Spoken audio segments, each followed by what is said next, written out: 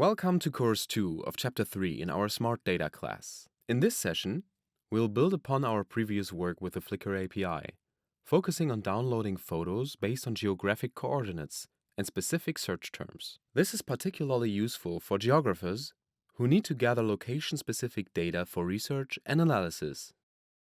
Setting up the environment. We'll start by setting up our script, importing necessary modules, and defining our API keys. Defining search parameters and directory. Let's set the path for saving images.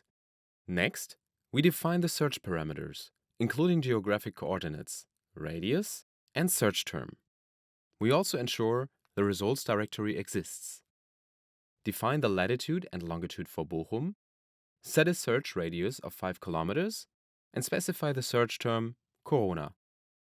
We also create the results directory if it doesn't already exist. Declaring variables and initializing Flickr API. We declare variables to store photo IDs, dates, information, and geolocation data, and initialize the Flickr API. These lists will store the IDs of the photos, their information, and geolocation data. Searching and downloading photos. Now, we iterate through Flickr and search for photos and download them based on our specified parameters. In this loop, we use Flickr walk to search for photos around the specified coordinates within the given radius. For each photo, we retrieve URLs of different sizes and download the largest available version.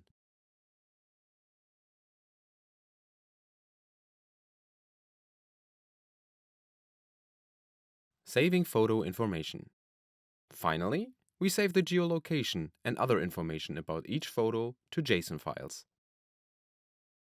And here, we open files in write mode and write each item's information to them. These files will contain metadata and geolocation data about all the photos we've downloaded. In this course, we learned how to use the Flickr API to search for and download photos based on geographic coordinates. We covered setting up the environment, defining search parameters, and saving photo information.